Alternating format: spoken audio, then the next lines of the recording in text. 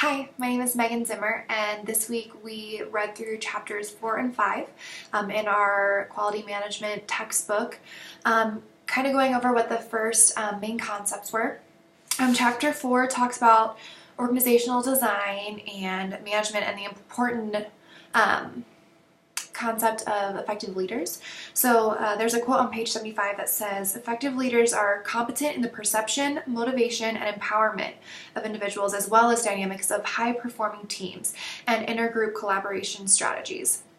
So the textbook talked a lot about what the different QI responsibilities are for leaders. So our textbook talked about advocacy, spokesmanship, policy, planning, visioning, our delivery system, decision support, analysis and control of quality, external liaison and representation, and then double track, which is how quality improvement basically is affecting the direction or strategy of an organization.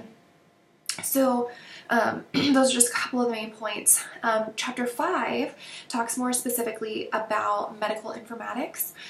So what that really means is there are a couple components, data sources, data definitions, coding, classifications, systems such as ICD and CPT, data transition, health information, the Health Information Exchange, which is the HIE, data storage, data analysis, disease staging, and honestly the list just goes on.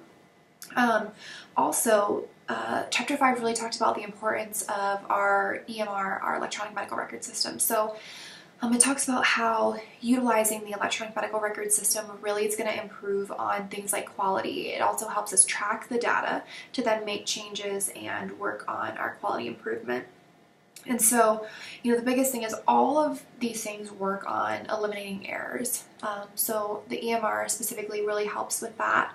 And then another important thing that the chapter talked about was evaluating the effectiveness of our information system. So if we look at the effectiveness from both a quality standpoint, patient experience standpoint, and then also just from a user standpoint as an organization. The main barrier that I see it was found on page 105, and it said, measuring the quality or care requires access to a wide range of information from varying sources. So again, collecting that data can be time-consuming and difficult at times, but the effectiveness of the information system directly does impact your patients. Like I said, it in fact impacts patient experience, satisfaction, and patient outcomes. And so again, we really learned this week about the importance of that, just QI, using our systems properly, and then kind of how they all play together. One of the last things I want to just really touch on is the continuity of care piece, because it is so important in healthcare, working on preventative care and really just monitoring a patient's health. So the continuity of care, if we use things like our EMR effectively, it'll really help the continuity of care on many different levels. And I just wanted to mention, as far as from my standpoint as a healthcare professional, every day I work with quality, patient safety, things like that, and I partner with our quality team to see what changes can be made at the organizational level and then also the clinic level.